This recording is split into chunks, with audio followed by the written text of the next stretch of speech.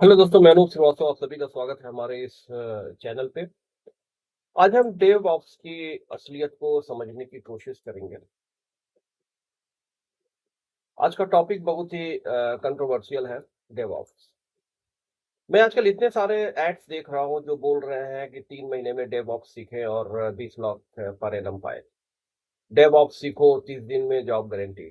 Fresher से Dave ops engineer तक 25 lakh per annum package. यार, इतना झूठ, इतनी मिसलीडिंग इंफॉर्मेशन आज मैं आपको बताऊंगा। डेवऑप्स की असली सच्चाई क्या है? कोई सुगर कोटिंग नहीं है, कोई फेक प्रॉमिस नहीं है। आज हम डिस्कस करेंगे कि डेवऑप्स एक्चुअली है क्या, कौन डेवऑप्स इंजीनियर बन सकता है और कौन नहीं, रियल रिस्पॉन्सिबिलिटी क्या होती है डेवऑप्स इंजीनियर की, सैलरी की क्या सच्चाई है और फ्यूचर में डेवऑप्स का क्या स्कोप है। तो अगर आप भी डेवऑप्स में करियर बनाने की सोच रहे हैं या कोई कोर्स खरीदने वाले हैं तो ये वीडियो जरूर देखें एंड तक। चलिए शुरू करते हैं बिना बकवास के। ओके, तो सबसे पहले समझते हैं डेवऑप्स एक्चुअली है क्या। तो सबसे बड़ा झूठ जो बोला जाता है वो ये है कि डेवऑप्स एक जॉब रोल है, लेकिन सच्चाई ये है कि डेवऑप्स एक कल्चर और मेथोडोलॉजी है। डेवऑप्स का मतलब है डेवलपमेंट प्लस ऑपरेशन। यह एक फिलॉसफी है जो कहती है कि डेवलपर्स और ऑपरेशंस टीम को एक साथ काम करना चाहिए, मैनुअल प्रोसेस को ऑटोमेट करना चाहिए, फास्टर और रिलायबल डिप्लॉय करना चाहिए और कंटिन्यूअस इंप्रूवमेंट अपने एप्लीकेशन में करना चाहिए। पुराने तरीके में क्या होता था, डेवलपर्स कोड लिखते थे, कोड को ऑपरेशन टीम्स को थ्रो कर देते थे, ऑपरेशन टीम डिप्लॉय करती थी और अगर प्रॉब्लम आती थी तो ब्लेम गेम शुरू हो जाता था और डिप्लॉयमेंट में महीनों लग जाते थे।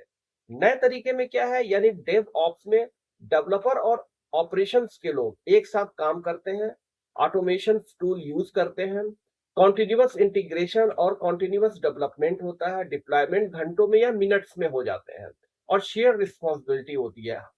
डेवऑप्स में एक टीम दूसरी टीम पे ब्लेम गेम नहीं करती है क्योंकि दोनों को साथ मिलकर काम करना पड़ता है। तो टेक्निकली डेव ऑप्स इंजीनियर बोलना गलत है। सही टर्म होना चाहिए DevOps practitioner, site reliability engineer, platform engineer, automation engineer या बिल्ड एंड रिलीज इंजीनियर। लेकिन इंडस्ट्री में डेव ऑप्स इंजीनियर कॉमन हो गया है तो हम यही टर्म यूज करेंगे। ठीक है। अब इंपॉर्टेंट बात है, डेव डेव एप्स कोई इंट्री लेवल लो रोल नहीं है, यह एक एक्सपीरियंस रोल है। अब आते हैं, इंजीनियर नहीं बन सकते हो और 3 महीने के कोर्स से डेफिनेटली आप डेव ऑप्स इंजीनियर नहीं बन सकते हो। तो कौन बन सकता है?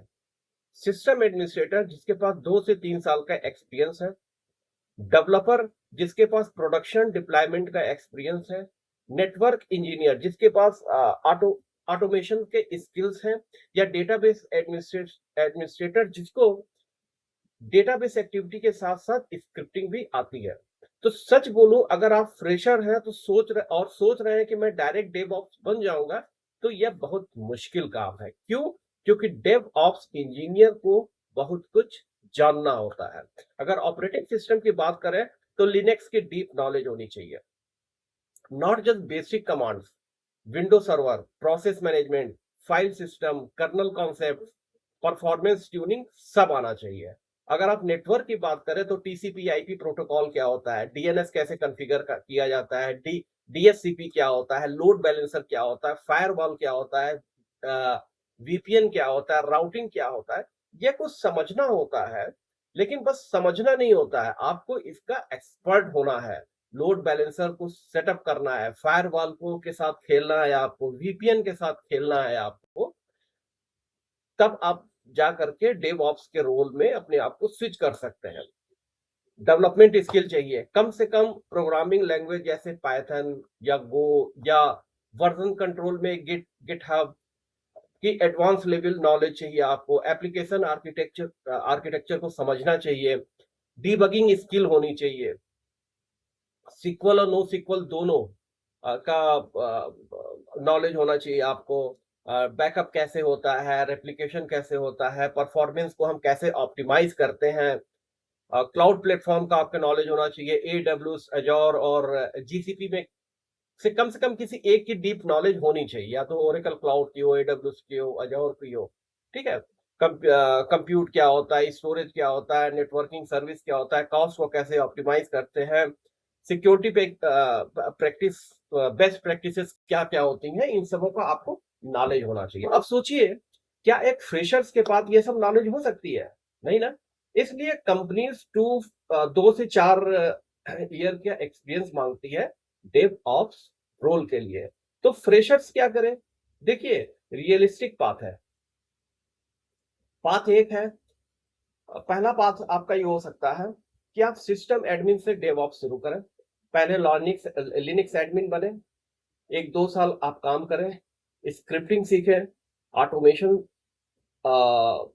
सीखें, फिर डेव ऑप्स में ट्रांजिशन करें। दूसरा पाथ आपका क्या है? डेवलपर से डेव ऑप्स बने। पहले सॉफ्टवेयर डेवलपर बनो, 2-3 साल के लिए काम करो, ठीक है। CI/CD पाइपलाइन में इन्वॉल्व हो, इंफ्रास्ट्रक्चर के बारे में सीखो, फिर डेव ऑप्स के रोल में मूव करो। तीसरा पाथ आपका क्या है कि नेटवर्क या डेटाबेस एडमिन से डेव ऑप्स बनो, अपनी करंट फील्ड में एक्सपीरियंस लो, ऑटोमेशन और क्लाउड सीखो, ग्रेजुअली अपने आप को धीरे धीरे ट्रांजिशन करो डेव ऑप्स के रोल में। अब मैं आपको बताता हूं कि कुछ रेड फ्लैग कोर्स के बारे में, जो कोर्स बोलते हैं no prior experience needed, freshers to DevOps in 16 days, 100% job guarantee, 30 lakh pay packages sure, ये सब झूठ है। Don't waste your money in such type of courses. Okay, अब समझते हैं कि डेव ऑप्स इंजीनियर की रियल रिस्पॉन्सिबिलिटीज क्या होती है। एक डेव ऑप्स इंजीनियर एक्चुअली करता क्या है डेली बेसिस पर?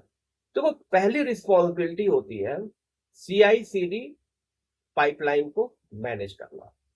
ओके, यह करीब 30% टाइम लेता है। बिल्ड पाइपलाइन क्रिएट करना, मेंटेन करना, ऑटोमेटेड टेस्टिंग सेटअप करना, डिप्लॉयमेंट, ऑटोमेटिकली डिप्लॉयमेंट करना, पाइपलाइन फेल्योर ट्रबल शूट करना। अगर पाइपलाइन आपका फेल होता है तो उसको ट्रबल शूट करें, ठीक है। डिफरेंट टूल्स यूज करना, जैसे Jenkins, GitLab, GitHub, Azure DevOps, multiple tools हैं जो हमें हमको यूज करना आना चाहिए, ठीक है। एग्जाम्पल के तौर पे डेवलपर ने कोड कमिट किया, ऑटोमेटेड टेस्ट रन हुआ, फेल हो गया, तो पाइपलाइन को डीबग करना होता है, इशू फिक्स करना होता है, ठीक है। तो पाइपलाइन को डीबग करके इशू फिक्स करना, ये डेव ऑप्स का टीम का काम होता है। दूसरी रिस्पॉन्सिबिलिटी होती है इंफ्रास्ट्रक्चर एज कोड। यह 25% टाइम लेता है इंफ्रास्ट्रक्चर को कोड में डिफाइन करना, वर्जन कंट्रोल करना, ऑटोमेटेड प्रोविजनिंग करना, ऑटोमेटेड टूल यूज करना, टेराफॉर्म्स, क्लाउड फाउंडेशंस, मल्टीपल टूल्स को आप यूज करके आप इंफ्रास्ट्रक्चर कोड को उसके वर्जन को कंट्रोल कर सकते हो, ठीक है। और तीसरा होता है आपका मॉनिटरिंग एंड ट्रबल शूटिंग। ये 20% टाइम लेता है। एप्लीकेशन परफॉर्मेंस को मॉनिटर करना है, इंफ्रास्ट्रक्चर हेल्थ चेकअप करना है, अलर्ट हैंडलिंग करना है, इंसिडेंट ट्रबल शूटिंग करना है, ठीक है। टूल्स यूज होते हैं, मल्टीपल टूल यूज होते हैं जिनको कि हम यूज करके अपने इंफ्रास्ट्रक्चर की मॉनिटरिंग और ट्रबल शूटिंग करते हैं, उसको ऑटोमेट करते हैं। फॉर एग्जाम्पल, रात को सपोज 2 बजे अलर्ट आया, वेबसाइट डाउन है, लॉग चेक करने होते हैं, इशू फाइंड करना होता है, फिक्स करना होता है, और इशू का पोस्टमार्टम लिखना होता है, ठीक है। तो हाँ, आपने सही सुना, रात को 2 बजे डेवऑप्स ऑन कॉल ड्यूटी होती है। प्रोडक्शन इशू कभी भी आ सकते हैं, और ये ग्लैमरस नहीं है जितना दिखता है। ये बहुत हार्ड वर्किंग जॉब है, डे नाइट जॉब है। प्रोडक्शन डाउन होने पे बहुत ज्यादा प्रेशर होता है, और प्रेशर का काम है, ये ग्लैमरस नहीं है। आप ये मत सोचिए कि 10 से 6 की जॉब की और शिफ्ट खत्म तो चल दिए, ठीक है। चौथी रिस्पॉन्सिबिलिटी होती है क्लाउड इंफ्रास्ट्रक्चर मैनेजमेंट। ये 15% टाइम लेता है।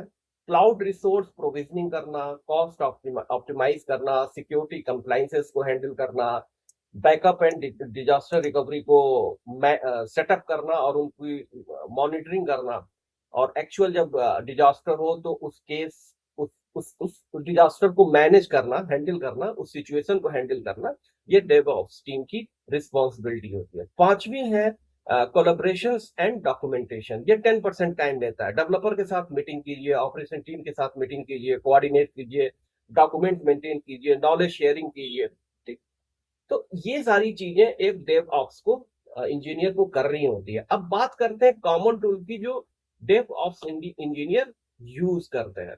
देखिए, बहुत सारे टूल्स हैं, आप गूगलिंग कर लो, चैट जीपीटी कर लो, तो आपको सारे टूल्स मिल जाएंगे। मुझे नहीं लगता कि उस बारे में हमें बहुत ज्यादा इस वीडियो में बात करनी चाहिए। ठीक है, अब अगर हम सैलरी की सच्चाई करें, बात पैसों की करें, तो सबसे ज्यादा लोगों को अट्रैक्ट करता है पैसा, सैलरी। ठीक है, तो अगर रियल सैलरी डेटा का आप एनालिसिस कीजिए 2025 के लिए, तो एंट्री लेवल डेव ऑप्स में, यानी 2-3 साल के टोटल आईटी एक्सपीरियंस वालों के लिए, टीयर 1 सिटी जैसे बेंगलुरु, पुणे, हैदराबाद में 6 से 10 लाख मिलता था या मिलता है। टीयर 2 सिटी में 5 से 8 लाख, सर्विस कंपनीज में 5 से 7 लाख, प्रोडक्शन कंपनीज में 8 से 12 लाख। ठीक है, अगर मिड लेवल के आप डेव ऑप्स इंजीनियर है, यानी 3 से 5 साल का एक्सपीरियंस है आपको, तो टीयर 1 में 12 से 18 लाख, टीयर 2 में 10 से 15 लाख, और टॉप प्रोडक्ट कंपनी में 15 से 25 लाख पर एनम तक आपकी सैलरी हो सकती है। सीनियर डेव ऑप्स इंजीनियर जिनका एक्सपीरियंस 5 से 8 साल अगर आप है, उससे 5 से 8 साल प्लस है, तो टीयर 1 सिटी में 18 से 30 लाख, टॉप कंपनीज में 25 से 45 लाख, और यूनिकॉर्न में 40 से 70 लाख रुपए तक आपको मिल सकता है। लेकिन ये सब कुछ डिपेंड करता है आपके खुद के स्किल पे, कि आप कितने ज्यादा टूल्स पे काम करते हो, कि किस लेवल के, हर एक डोमेन का आपको कितना नॉलेज है। ठीक है, तो इसमें बहुत सारे लेवल्स होते हैं ना, एंट्री लेवल हो गया, मिड लेवल हो गया, सीनियर हो गया, लीड प्रिंसिपल हो गया। ठीक है, तो कोर्स वालों को 30 लाख पर एनम गारंटी देगा, ये झूठ है। ठीक है, कोई भी कोर्स करके आप 30 लाख पर एनम गारंटेड नहीं पा सकते हैं, ये सरासर झूठ है। लेकिन हाँ, 30 लाख पर एनम पॉसिबल है अगर आपके पास 5 से 7 साल का सॉलिड एक्सपीरियंस है टॉप कंपनीज में, और आप मल्टीपल टूल पे काम करते हैं, मल्टीपल डोमेन का एक्सपोजर है, तो आप डेव ऑप्स में 30 लाख पर एनम आपके लिए पॉसिबल है। ठीक है, तो एक्चुअल में डेव ऑप्स समझ लो कि अगर आप फ्रेशर्स हो तो आप मत करो। पहले आप लिनक्स की, नेटवर्किंग की, स्टोरेज की, प्रोग्रामिंग की बेसिक नॉलेज लो, 2 से 3 साल का किसी एक डोमेन में एक्सपर्टीज लो, उसके बाद आप डेव ऑप्स में मूव करो। ठीक है, थैंक यू।